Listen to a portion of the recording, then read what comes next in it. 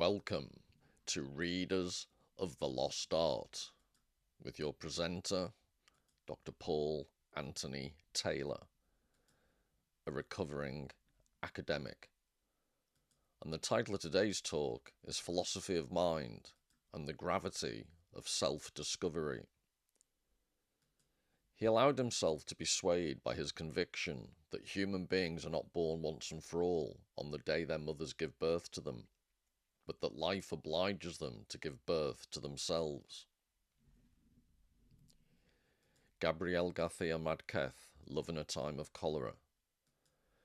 We do not receive wisdom, we must discover it for ourselves, after a journey through the wilderness which no one else can make for us, who no one else can spare us, for our wisdom is the point of view from which we come at last to regard the world.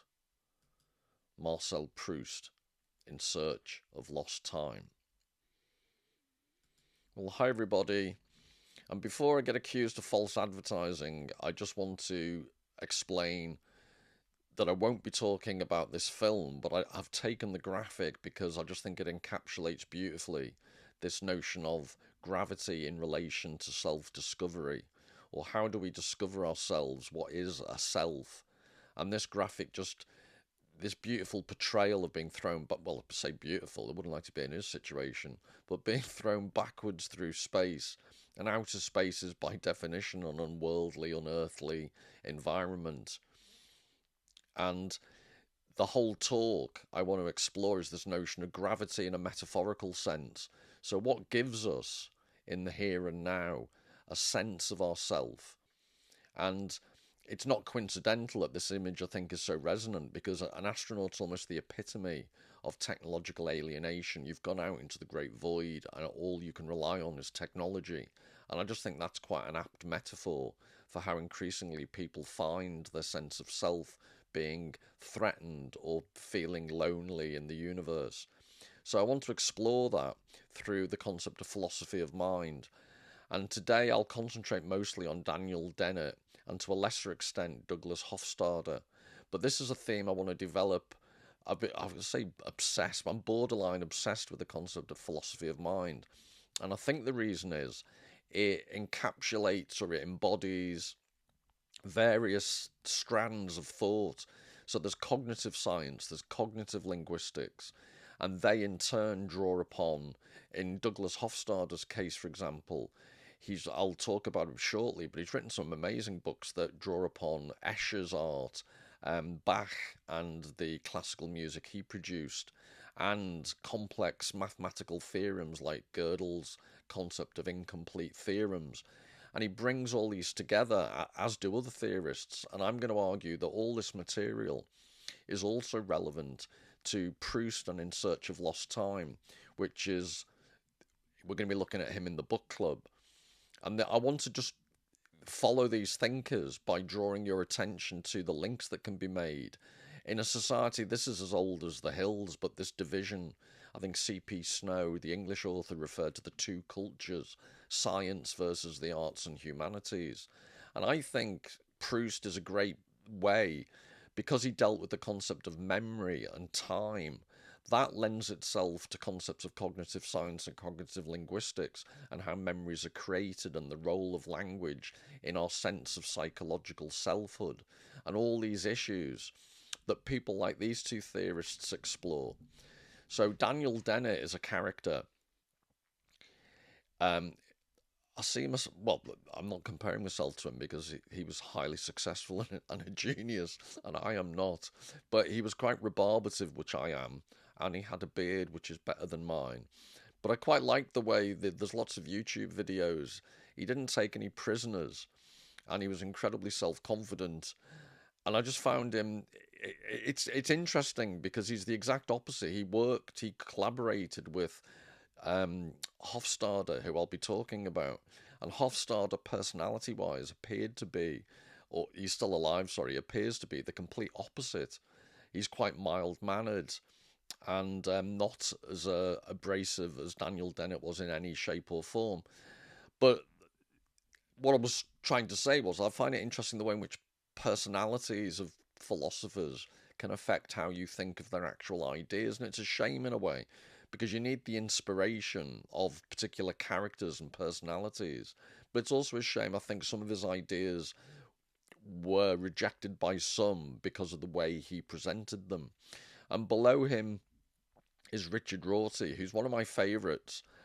And I'm not necessarily, he was a neo-pragmatist or a pragmatist philosopher. And I'm not even saying I agree with all his ideas, but again, if you go on YouTube, he did quite a few interviews and videos. And I was reading one of his essays just this afternoon, and I'm trying to struggle how to describe it, but it's a bit like, for someone who doesn't drive, but it was like watching a Rolls Royce being driven. His mind is just in operation, the way he writes, the ideas, the way he expresses them. And I was reading an essay in which he constructively critiqued notions by Daniel Dennett. So that was the link. That was one of the reasons I was reading it. And just to see the way a top-notch mind works is amazing. But both of them, you can see from the titles of the essays, and I've included the Daniel Dennett essay, a link to it in the description box. But they make this analogy, or an analogy, the self as a centre of narrative gravity, this concept of gravity, the way in which narrative, and by extension fiction, literature and the arts, helps construct a focal point for a conception of the self. I find that really, really fascinating, and like I said, we're going to explore it in future weeks with direct reference to Proust. But it's such a rich area because, as is evidence, it's a constant refrain on this channel. I apologise for repeating myself, but the notion that we live in times where identity and feeling comfortable in your own skin is increasingly under threat, adolescence and mental health and all these issues. Identity has never been such a hot topic. And amidst cognitive science, amidst some, hardcore, very profound psychological studies, it interests me that people like Daniel Dennett and Richard Rorty promote and champion the role of narrative, which is as old as human civilization, the role of artistic narrative. So that's what I'll be exploring today, and how it contributes or is undervalued. And, again, a constant theme of this channel is the arts, high art in our society is increasingly devalued and not given the respect it deserves. And I'm trying to show you in this video how that may have some quite negative consequences. If philosophers of the mind like these two guys are correct, then we're missing a trick by not paying more attention to the arts. Now, this is also an image I've used before. It's an illustration of Brunelleschi, the Renaissance architect, who, it was the Baptistery in Florence, and he did a painting of it, but he rediscovered perspective that the ancient Romans had knowledge of, the Greeks and Romans had knowledge of it, but it was rediscovered in Renaissance times and producing images like this, as you can see. And I've mentioned in a previous video, what always amuses me about this is at the top of the painting that he's done of this baptistery building, he put burnished silver, because no matter how accurately he could represent and capture the image, there was something missing of reality. So he wanted to get the clouds that were moving and give the most realistic possible portrayal of the building. But as you can see, it's easy just to show rather than try and explain with words. What I find interesting about this particular graphic is the eye in the middle, and it's a perfect representation in visual terms of this concept of the Cartesian subject. René Descartes, who I'll show you a picture of in a second, his idea that we experience the world as subjective entities, an individual has their own perspective and sees the world and brings into their brain representations of an external reality, very similar to the way this is being portrayed. So this is René Descartes, and the original phrase "Je pense donc je suis," I think therefore I am, cogito ergo sum in Latin. And it's complicated because Descartes arguably has been misrepresented, and I think in the Meditations or in his response to his critics, he actually says quite explicitly, I do not think an individual is like the human brain is like a captain in charge of a ship, and he talks about how people seem to have misinterpreted what he said. Putting that to one side, though, whether Descartes was misrepresented or not, after him, this notion of Cartesians, people who have adopted this idea of an individual seeing the world and capturing it in terms of external objects being brought into the brain as representative images. This is what's being referred to as the Cartesian theatre, which Daniel Dennett, I think, coined the phrase. This idea that obviously there's a guy there sitting in front of his screen and he's got a fried egg on a plate, and the idea is that in his brain you get that same image. Now the difficulty with that is that's a very commonsensical understanding of how we experience the world, except what goes on in the brain is very unlikely to be the exact equivalent of the act of looking, because one is a perception, one is a act of viewing with your eyes, the other is a cognitive process that goes on in the grey matter in your brain. And we understand the cognitive processing by using the metaphor of someone looking at a screen.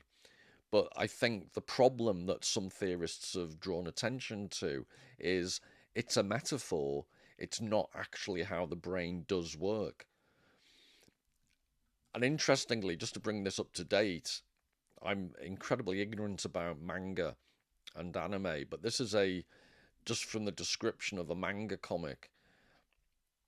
And it was actually, as you can see, there was this series called the Super Cartesian Theatre manga.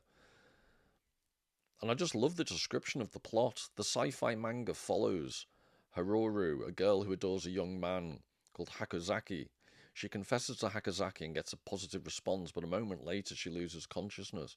When she wakes up, she finds herself in a pitch-black control room, which turns out to be the control room inside Hakozaki's brain. Haroru now finds herself as the navigator of Hakozaki, controlling his day-to-day activities. Or, it's another way of putting it is, it feels like he's now got a wife. But anyway, quickly moving on. I find this fascinating that this old Cartesian idea, I'm just giving you an example of how incredibly contemporary it is. The basic idea of this is how we see a notion of self, how relevant and contemporary and ongoing it is, that this idea never really goes away. So the idea that you could be in somebody else's head controlling them as a substitute for them controlling themselves, it still relates to this Cartesian idea that I think, therefore I am, that one particular unified self is in control of a body. This notion of dualism, there is the body, but there is the mind that controls that body, and that mind is a unified ego. And Dennett and Rorty, that I showed you a picture of earlier, what they want to say is that no, just like in physics, objects have a centre of gravity.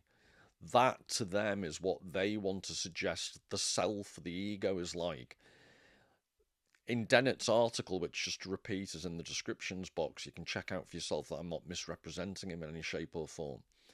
Dennett argues that there isn't an actual atom or entity in the world that is the actual centre of gravity. In any object, the tipping point, as you can see in this vaguely humorous illustration, the tipping point is a notional, fictional construct that works in the real world. It helps us understand the real world, but it isn't an actual physical entity. It's the centre of gravity is a concept that has practical consequences, but it's not identifiable. You couldn't, he says, imagine if there's a more complicated situation than this, and there's some type of machine. Then in that machine, there isn't one metallic atom that you could point to and say, that's the center of gravity. No, the center of gravity is a focal point. It's a metaphor for a focal point that has direct physical consequences. So that's the basis of this essay, Daniel Dennett's The Self as a Centre of Narrative Gravity, and this is how he explains it. Consider the centre of gravity of a slightly more complicated object. Suppose we wanted to keep track of the career of the centre of gravity of some complex machine with lots of turning gears and camshafts and reciprocating rods, the engine of a steam-powered unicycle perhaps, and suppose our theory of the machine's operation permitted us to plot the complicated trajectory of the centre of gravity precisely, and suppose, most improbably, that we discovered that in this particular machine the trajectory of the centre of gravity was precisely the same as the trajectory of a particular iron atom in the crankshaft.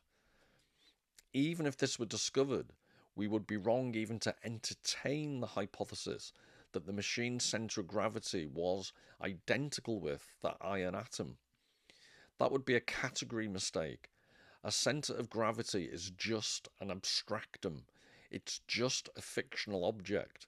But when I say it's a fictional object, I do not mean to disparage it. It's a wonderful fictional object, and it has a perfectly legitimate place within serious, sober, echt physical science. I wasn't just clearing my throat. That's actually, echt is authentic and typical. It's a phrase used in philosophy from, I'm guessing, German. Now, there's a couple of things to say about that. I've used this quote before in a previous video in case any of the sharper ones amongst you who've watched previous videos recognised it. But it's highly relevant to what I want to talk about today, so I thought I'd revisit it. But first of all, one of the interesting things is when you read philosophers like Daniel Dennett and Rorty and Hofstadter, what they do is give you often a series of really interesting analogies and metaphors.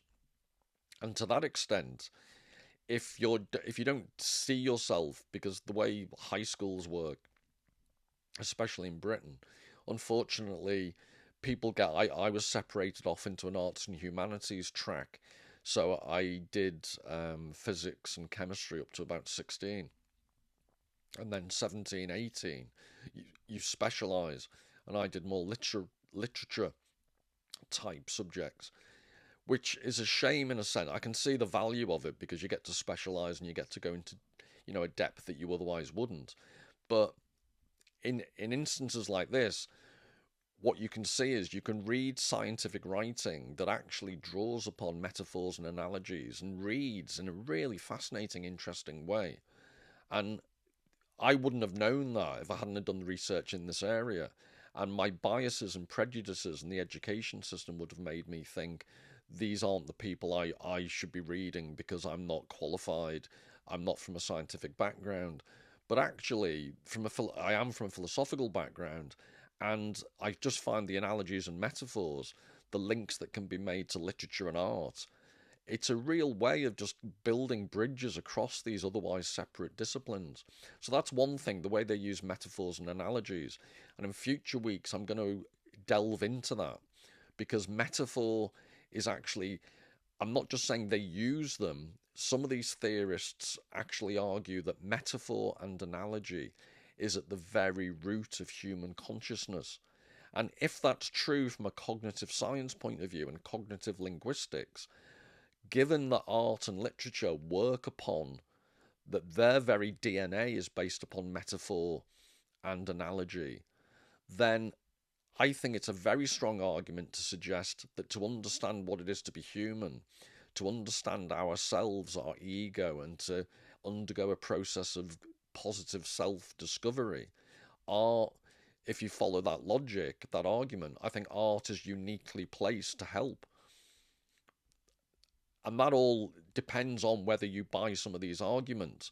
But I can prove to you that at least there's serious strands within cognitive science and cognitive linguistics that argue for the absolute crucial aspect of language in fields that would otherwise be designated as purely scientific.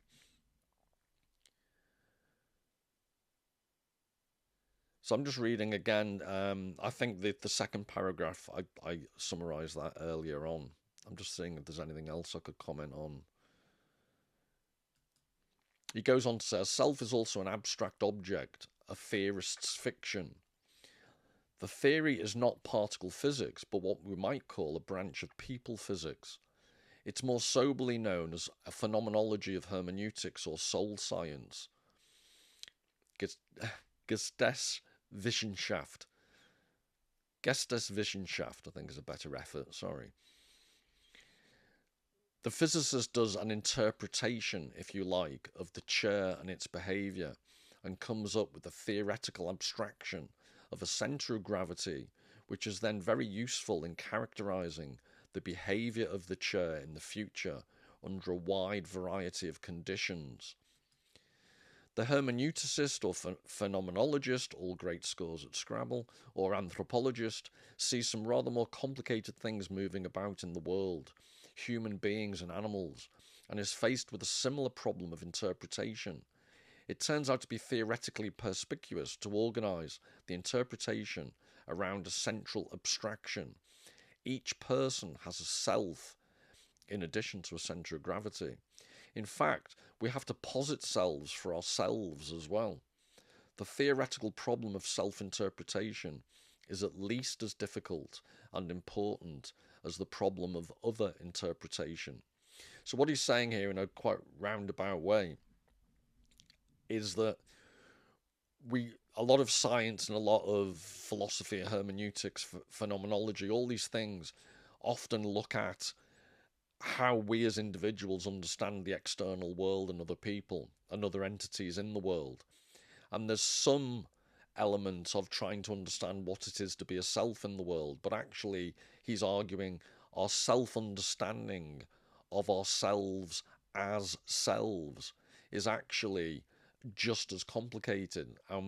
This Cartesian idea that common sense and tradition has assumed that we are fully in control. There is a mind, a psychological entity fully in control of a body and seeing things like in a cinema theatre, this Cartesian theatre in our heads, is, according to these theorists, quite problematic.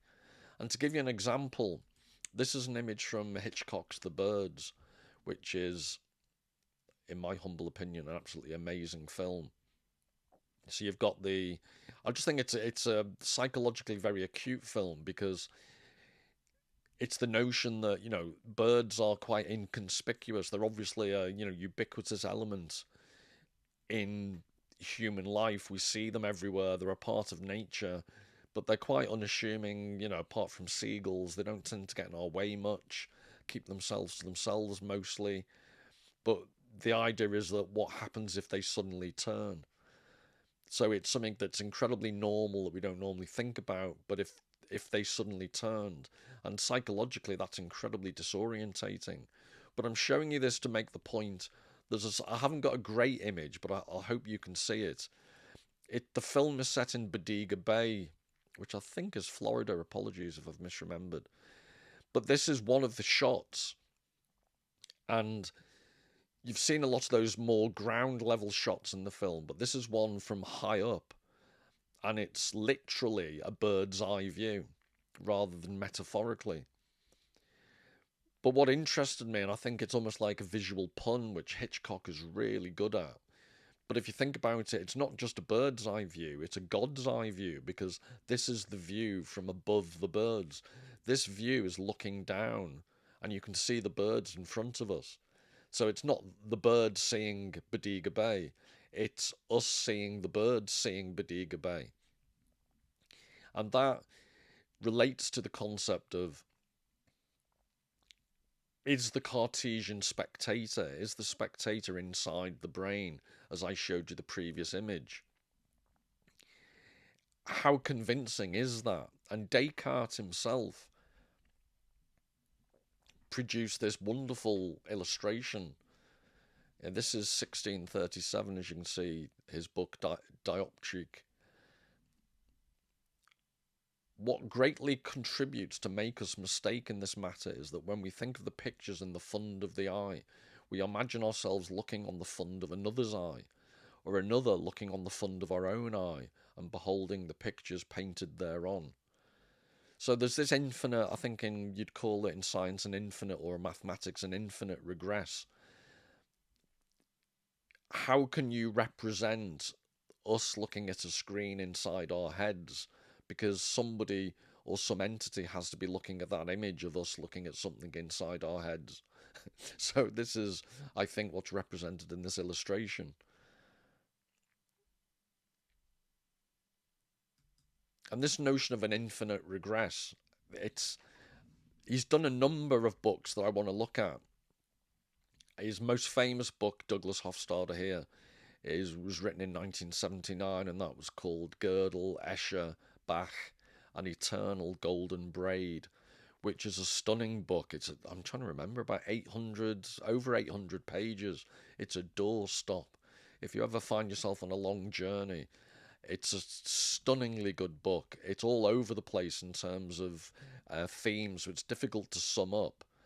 I actually think this book is my favourite of all the ones he's written, and I hope to explore that in future. But I picked this one in particular to emphasise because it's called I Am a Strange Loop. And sorry, the idea that the notion of the infinite regress, I think, is encapsulated in this book, I Am a Strange Loop. It's this idea of recursivity, the fact that the human brain is able to reflect upon itself reflecting, creates these very strange loop-like experiences and phenomena, and that's what this book's about. In his book that I mentioned, Gödel, Escher, Bach, An Eternal Golden Braid, it's stunningly good because Gödel was this mathematician, Austrian I think he was, who devised this incredibly clever response to Bertrand Russell and Alfred North Whitehead's principles of mathematics. And he had, I won't go into the full details because what it was called was the incompleteness theorem, but it's an abstruse mathematical notion, but its implications are absolutely fascinating. To cut to the chase, Gödel, and mathematicians still argue about it, but at least within the confines of a self-contained, self-limited system, he proved that you can have I'm trying to remember. You can have consistency or you can have truth, but you can't have both. And I'll explain and I'll get into that at a future date because I'm already tying myself up in knots. It gets very, very complicated. But another book he did was called Surfaces and Essences, and the subtitle was Analogy as the Fuel and Fire of Thinking. And he co-wrote that with a French author called Emmanuel Sander. And that looks very, very technically at how language works. And again, it shows the strange loops. This notion of strange loops appears in most of his books. And it's a brilliant notion of recursivity, which this is why he picks on Gödel and his notion in mathematics. He points out that it exists, this recursivity, this going back on itself and relating to itself. It exists in mathematics, it exists in nature, and it exists in human thought. And of course, it exists in literature and art. In his posthumous book on thinking, Gilbert Ryle asks, what is Le Penseur doing? For behaviourists like Ryle, this is a real problem. One bit of chin on fist with knitted brow looks pretty much like another bit, and yet some of it seems to arrive at good answers and some of it doesn't. What can be going on here? Ironically, Ryle, the arch behaviourist, came up with some very sly suggestions about what might be going on. Conscious thought, Ryle claimed, should be understood on the model of self-teaching, or better perhaps, self-schooling, or training. Ryle had little to say about this, how this self-schooling might actually work, but we can get some initial understanding of it on the supposition that we are not the captains of our ships. There is no conscious self that is unproblematically in command of the mind's resources. Rather, we are somewhat disunified.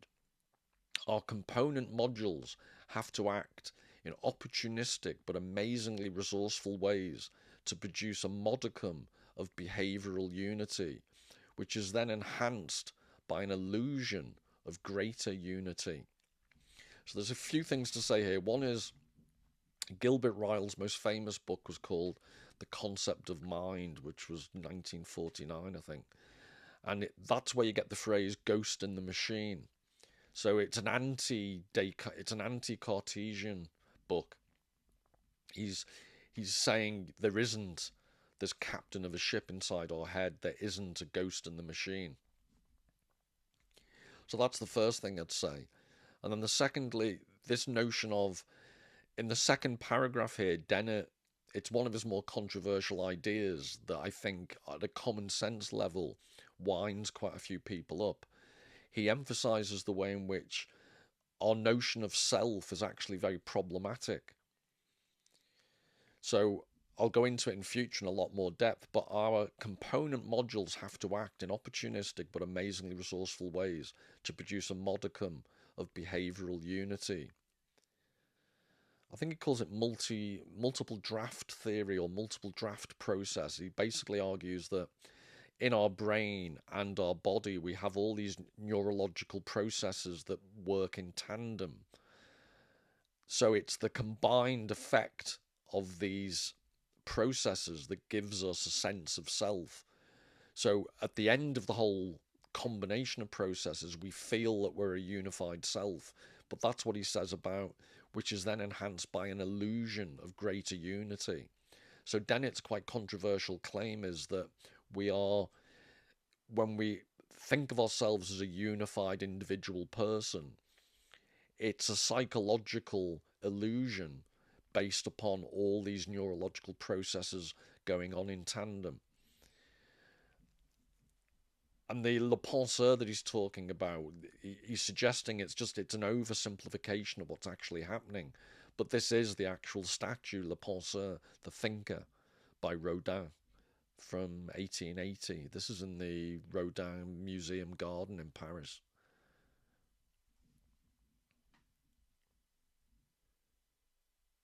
But I want to give you an example now, because this is all quite wordy, but to give you a practical example of how, when we think of ourselves as a unified individual, from a cognitive scientific point of view, that's actually quite disputable.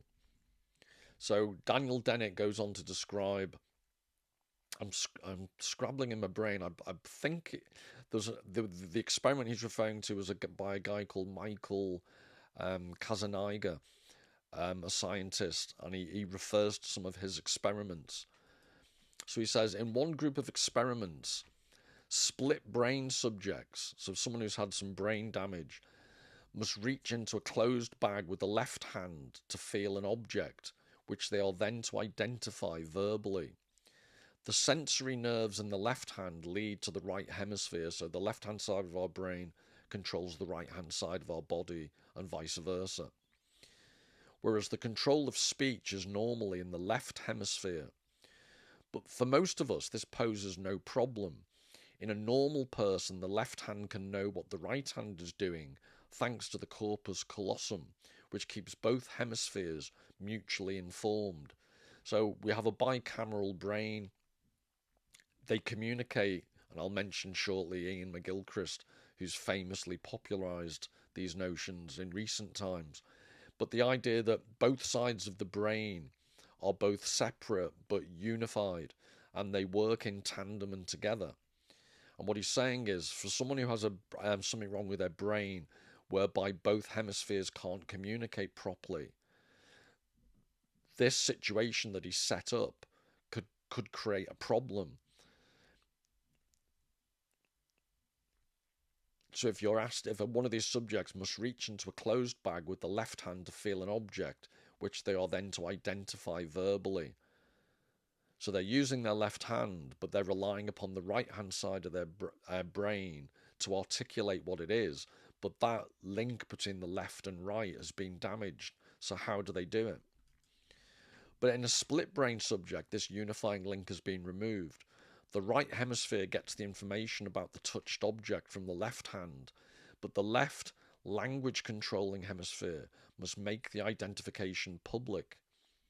So the part which can speak is kept in the dark, while the part which knows cannot make public its knowledge. So there seems to be you've entered a cul-de-sac. There isn't a way out of this. What does the person, he calls them the split brain subject, the link between the two hemispheres has been split, so they don't have full communicational ability between the two hemispheres. There is a devious solution to this problem, however, and split brain patients have been observed to discover it. Whereas ordinary tactile sensations are represented contralaterally, the signals go to the opposite hemisphere. Pain signals are also represented ipsilaterally. That is, thanks to the way the nervous system is wired up, pain stimuli go to both hemispheres. So the idea is this tactile, when you touch something, if you're using your right hand, it's the left-hand side of your brain that's sensing it and vice versa. But what's interesting is if you experience pain, both sides of the brain recognize the pain. Suppose the object in the bag is a pencil. The right hemisphere will sometimes hit upon a very clever tactic. Hold the pencil in your left hand so its point is pressed hard into your palm. This creates pain and lets the left hemisphere know there's something sharp in the bag, which is enough of a hint so that it can begin guessing. The right hemisphere will signal getting warmer and got it by smiling or other controllable, signs. And in a very short time, the subject, the apparently unified sole inhabitant of the body, will be able to announce the correct answer.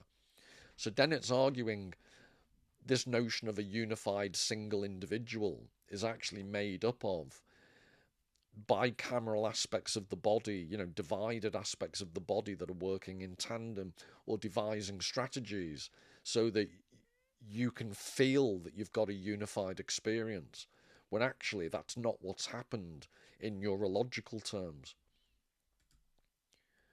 And this left-right thing that McGilchrist has popularised is interesting how it's gone in mainstream. So this is a Mercedes-Benz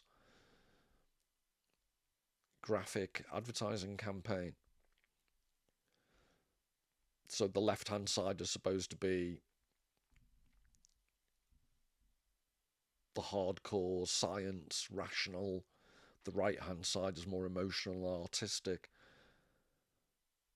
And just so you can see, this is what it actually says. It always depresses me as well, the way in which corporations can always co-opt all these ideas, and they can use anything to flog something. And McGilchrist's whole argument is that these are the stereotypical right side versus left side distinction. McGilchrist's crucial argument is, yes, they have these properties, but the whole point of the human brain is they're supposed to work together in tandem. And the problem with modern society is we've created a culture that privileges the left hemisphere of the brain, so that we live in huge bureaucratic structures, we live in a scientific technological society, and the other side isn't privileged enough. And this creates, arguably, I'd suggest, if you follow the argument far enough, I think it helps account for problems with identity, problems with mental health, all these contemporary issues. And this is another, I think, of all the illustrations in this advertising campaign, and this is probably my favourite.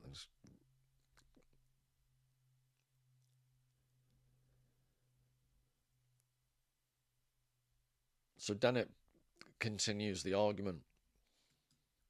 Now, either the split brain subjects have developed this extraordinarily devious talent as a reaction to the operation that landed them with such radical accessibility problem, or the operation reveals but does not create a virtuoso talent to be found also in normal people.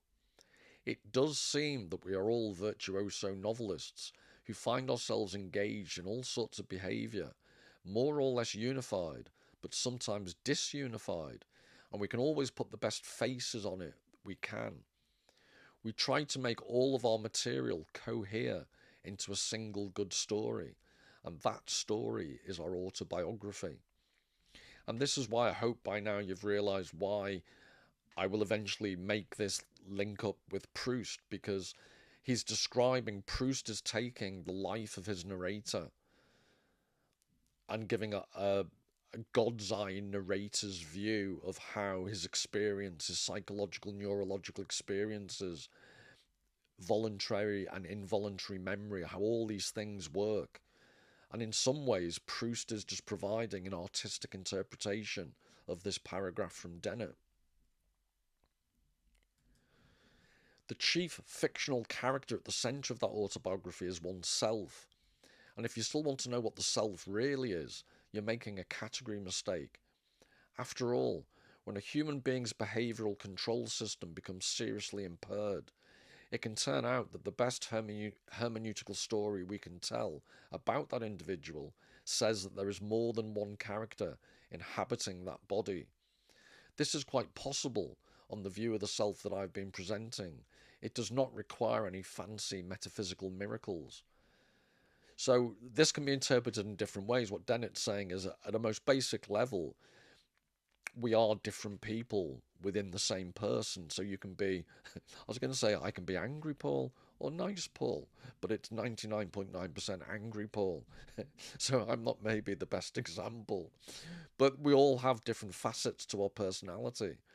So, and in extreme cases with schizophrenia or multiple personality disorder, he's suggesting, I think Dennett is saying, that these things shouldn't surprise you because they're almost a natural part of how we actually work. So that, yes, most normal, happily functioning people in society appear as unified individuals. But when you're under stress or when there's a physiological problem, these fragmented selves come out, but arguably they're under the surface all the time anyway. I like this image. It's quite clever. And then to segue neatly, because that's what I'm all about, the segues. Rorty's commenting upon Dennett's paper here. Analogously, the world of Einstein has a different centre of gravity from that of Galileo, which in turn had a different centre of gravity from that of Aristotle. We can, if we like, say that we have moved closer to the truth as we went from Plato to Freud, or from Aristotle to Einstein. But the cash value of this claim to have made progress will be, as Thomas Kuhn has suggested, that we can explain our predecessors better than they can explain us. Pragmatists think that explaining this increased ability to explain by our own greater proximity to the truth is like explaining why caffeine makes people restless by reference to its anti-dormative power. So there's quite a lot in there. Thomas Kuhn had this idea, it was about paradigm shifts. So he basically suggests that within science there are certain paradigms. So before Galileo and the Copernicans came along, there was the belief that the Earth was stationary and the Sun and other planets rotated around the Earth. And then you've got the heliocentric revolution, the paradigm shifted. Due to scientific advances, we realised it was the Earth that was moving around the Sun. So this is a huge paradigm shift. And that's what he's making reference to, Rorty. And he's using the centre of gravity. It's not the notion of a centre of gravity. This analogy doesn't just apply to a sense of self. It applies to a society's sense of self. So he's suggesting that a society can have as its frame of reference or its major paradigm Einstein or Galileo, depending upon the historical period. You can think in ways that have been disproportionately affected by Aristotle at one period of history, and later on, or sorry, earlier it would be Plato, then it would be Aristotle, and then eventually Freud. But society changes, but we always have the centre of gravity. And I just like this. It sounds complicated, but it's a beautiful way of expressing it. So Rorty, I repeat, was a neo-pragmatist. So he's talking about his own philosophical school here. Pragmatists think that explaining this increasing ability to explain by our own greater proximity to the truth is like explaining why caffeine makes people restless by reference to its anti-dormative power. So what he's saying is each generation thinks they're closer to the truth, but all it really is a centre of gravity that helps us understand and explain life. But a previous generation, in a certain profound philosophical sense, was no worse off than we are. Do you think the average person today is happier because string theory exists or the latest physics notion? There's also basically one important element of all this is that we rely upon metaphors to understand life, and metaphors just alter, but they don't get really any closer to explaining the profound truth of what it is to be a self. So, for example, Plato, was it Theaetetus? I think in one of his dialogues, it was Theaetetus, I think it was. Theaetetus, I'm trying to pronounce it properly. But in that dialogue, he referred to memory as like a wax tablet that gets written on, and then you scrape it over and then you write upon it again. So that's Plato. Today we think of memory, or we think of a sense of self in relation to computers, and AI is increasingly threatening our sense of self. But in terms of understanding who we are as people, a question to think about is, have we made much progress from Plato's analogy of the wax tablet to a contemporary reference or analogy to the brain being like a computer? We haven't really. We've explained more in terms of cognitive science, but in terms of metaphorical understanding of the most basic elements of the human condition, we're no really better off. So to say this is his quite sarcastic point, I just love the way Rorty writes.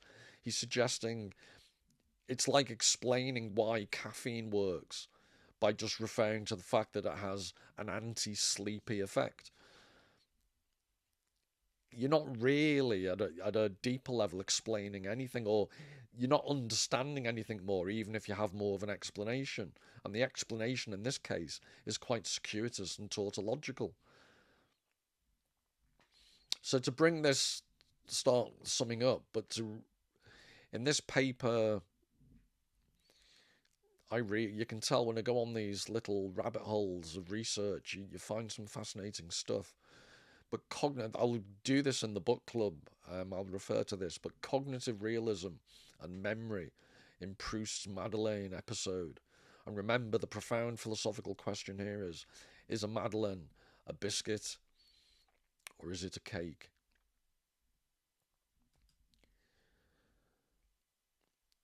So she says the rememberer's responses to memory events are rich in ways comparable to a viewer's response to visual art or a listener's response to music. Memory, in The Search for Lost Time, Ender suggests, a dynamic process that emerges from and is sustained by an aesthetic impulse. It is creative in the fullest sense of the term. So I've just included there Ender as the reference she's making. And those wacky academics with their titles, what she's done there. Architects of memory. But I think this is an absolutely brilliant claim that memory is like an artistic creation. And it relates to Dennett's idea that we're all ultimately novelists of our own lives, which goes back to the epigraph of Garcia Marquez at the beginning about we give birth to ourselves, or the Proust epigraph about wisdom is the journey that we're on as we write about our own memories. But this idea that the whole of life is a creative novelistic exercise, maybe I'm being too literally minded, but if this is true, so Dennett is a cognitive scientist, this is writing about Proust as a literary writer.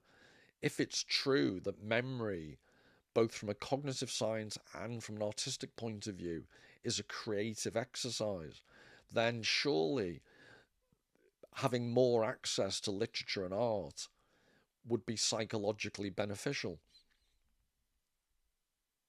And yet, less and less young people are reading, more and more of society is screen based, and on it goes. And I believe I'm just, this was a reference I came across.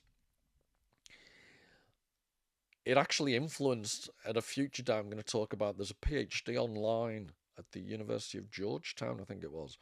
That's a beautiful PhD, widely available. I'll have to put a link for people. But it compares and contrasts Plato and Proust, and it mentions that its whole inspiration for doing that PhD. I'm going to quote him in a second. It's a guy called Joshua Harris, but the whole inspiration was this particular book. Proust was a neuroscientist. There's a slight complication that this Jonah Lehrer, I believe he was a bit Larry, so to speak. He was a bit dodgy. I think he was accused of plagiarism. So there's a debate about the quality of the book, but nevertheless, it's an interesting idea that led to other people to be inspired to pursue, further lines of investigation. But the idea that Proust himself was a neuroscientist in a certain sense. And this is the guy, Joshua Chase Allen Harris. Memory, a matter of meaning in Plato and Proust. Memory is not just understood through external metaphors, it is its own internal myth and metaphor maker. It creates for the individual a mythic story of selfhood, grounded in the sense of an individual identity. It is both created and creator, being and non-being, both flesh and not. So this idea about memory is crucial. So I'm trying to draw these strands together. I remember Douglas Hofstadter referring to I am a strange loop. There's this strange loop of memory, mythic stories of selfhood, self identity, being and non being, flesh and not. But in future, I'm really going to explore this link between memory and external metaphor and how the two things are crucial to each other. He goes on to say, only through a mythic metaphor can a sense of a meaningful I emerge. And once an I exists, the question of what I means to me can be addressed. We, on the one hand, need the metaphor to help explain us to ourselves. Then, on the other hand, we use the metaphors of our choosing, via language, to tell others what we mean to ourselves, and by extension, what others' memories and minds can mean for them. Yeah, it's Theaetetus. I think I finally pronounced it right. Theaetetus is the Plato dialogue where he mentions the wax tablet. But this again, this idea that metaphor is what we rely on.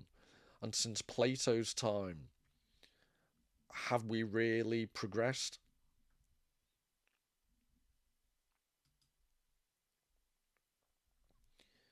So this, I'm bringing all this notion of gravity now back to the concept of narrative. is it correct or is it true? And this is when narrative and its relationship to scientific truth becomes interesting. Because in, for example, psychoanalysis or any type of therapy, if you're looking at it from a scientific point of view, if you got 4 or 5 different therapists and they all came out with different diagnoses of your condition or different accounts of what they thought was wrong with you, on the one hand, you might say that's proof that therapy isn't very scientific because there's no one true account, there's no one correct account. But I'll get onto it in future weeks. Heidegger, the German philosopher, had this distinction he made between what's correct and what's true. And what's scientifically correct may not be true, and vice versa. So, in this book about the status of psychoanalysis, Farrell makes this claim. What the analyst is actually concerned to achieve in practice is much more modest than truth about the patient. He's concerned to develop a narrative, whether barely or fully articulated, which will keep things moving and which will fit together the material about the patient in a coherent way. So all the things I'm saying about narrative in terms of the way the brain works, cognitive science, why is it significant? Well, if you think about it, therapy, psychoanalysis, all these things designed to help people deal with problems they have about their own identity, about what's happening in their life. The therapist themselves has to rely upon this notion of narrative. So I'll just finish off now. I hope I've convinced you about this concept of narrative having a gravity to it that could help ground a sense of self, whilst at the same time realizing the self isn't this completely stable, monolithic thing. The self is, by its cognitive science nature, by its philosophical nature, by its artistic nature, it's a completely unstable, creative mess. And we have to plough our way through it. Back to those epigraphs at the beginning, Garcia Marquez, we have to create ourselves, give birth to ourselves new every day. Or Proust saying, we have to, no one can get wisdom for us. You have to live through it, your own path. But this is, I'm going to now give you a quote from Richard Rorty, and it's why I find him not just a brilliant writer, but also very funny. And it also partly indulges my adolescent, puerile sense of humour. So he says, we pragmatists view physics envy with the same suspicion that feminists view penis envy.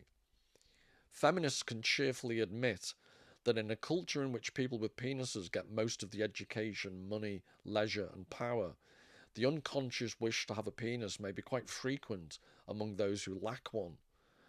But this does not lead them to follow Freud in attributing this wish to penisless infants who have yet to become acquainted with socio-economic inequities. Analogously, we pragmatists realise that in a culture in which physics has gradually replaced theology as the paradigm of sophisticated intellectual achievement and as the discipline that informs us about our ultimate origins, the wish to look like a physicist will be fairly common among intellectuals. But we shall hesitate to trace the origins of this cultural fact to something pre-cultural, something like the nature of truth, reason, knowledge, or science. Rather, just as feminists envisage a culture in which penises no longer arouse envy, so pragmatists envisage a culture in which the invidious opposition between hard and soft science, or hard and soft facts, is subtle, has come to seem slightly comic. In this culture, Freud, Wittgenstein, and Einstein would all get credit for originality and utility, but no invidious contrasts would be made between the hardness of their cognitive organs. So what he's saying, in I just find a vaguely amusing way, is that we tend to have, back to this notion of paradigm shifts, we tend to have this idea that science is the correct and also the true way of understanding.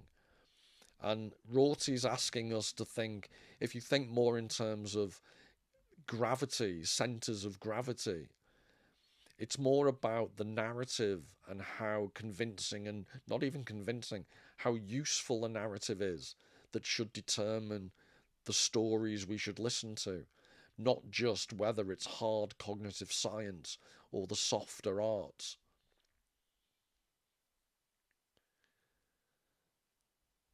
So, to build upon Rorty's unashamedly penile imagery, and to give you an example, drawing upon this notion of the Cartesian theatre and what we see and what we think we see, I just wanted to end with a vaguely humorous image that, until I've spoken about it, you may not have seen as humorous. But this is, I've seen this many times. This is at the Liverpool Walker Art Gallery. But it's John Everett Millais from 1849, a Victorian painter, and it's called Isabella. I think it was one of the earliest pre-Raphaelite paintings. So if you can have a good look at it. And this is the interesting thing. From a scientific point of view, what is the correct reading of this? What are you seeing? What are the objects? What is their scientific cognitive status? What's in front of your eyes? If science was the only game in town, it should be relatively easy to describe precisely what's seen in that painting.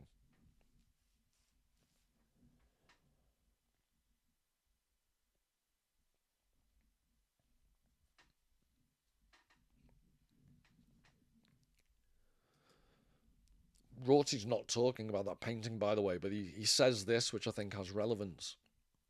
So instead of thinking of myself as something that gradually becomes conscious of itself, Daniel Dennett asks me to think of myself as gradually coming into existence, as I gradually accumulate beliefs and desires containing the words I and Richard Rorty, and as these beliefs and desires begin to hang together into coherent and plausible story. No narrative, no self. Many incompatible narratives of approximately the same size and coherence about the adventures of the same body, many selves. Two such narratives, one made up of beliefs and desires, I should cheerfully avow, and another of those I should not. Two selves, one conscious and one unconscious. So I think this is crucial. I'm going to go back to that painting I showed you. A, Rorty's supporting Dennett's argument that without a narrative there is no sense of self. And B, he's also supporting Dennett's claim that in cognitive terms we have many narratives at many layers that give a sense of a unified person, but actually have layers to them. So just two such narratives, one made up of beliefs and desires I should cheerfully avow, they could, for argument's sake, be a scientific, purely visual, factual account of that painting I've just shown you. And another of those I should not. Two selves, one conscious and one unconscious. So I just want to finish with a mischievous exploration of the unconscious meaning of that painting.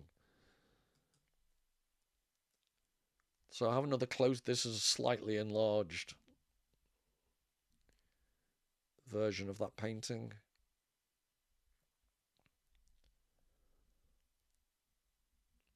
And in the light of everything I've said during this talk, and in the light of that previous quote from Rorty about conscious and unconscious narratives coexisting, I wonder whether you'd see that painting differently if I pointed out that the minute you introduce into a narrative concepts of metaphor and analogy and symbolism, the rather rigid stockinged leg that's pointing out could be interpreted in a certain way. The fact is actually the guy nearest to us with the extended leg has a nutcracker in his hand.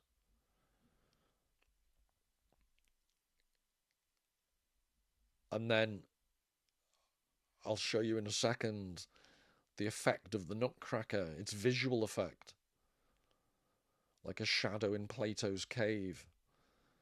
And I just think it's a very good illustration of this different narratives, different selves, and the power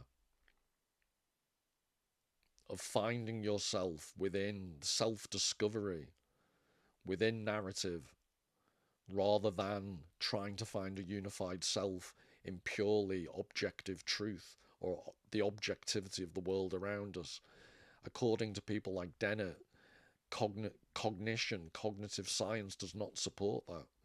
There are many narratives and many selves in any one given situation. So maybe you could even call this, you could rename this painting the Nutcracker. But I actually think it helps crack at least one mystery to the underlying meaning of life. So on that note, I'll leave you with one further image that I think contains a rather rude but revealing message. Till the next time, all the very best. Take care.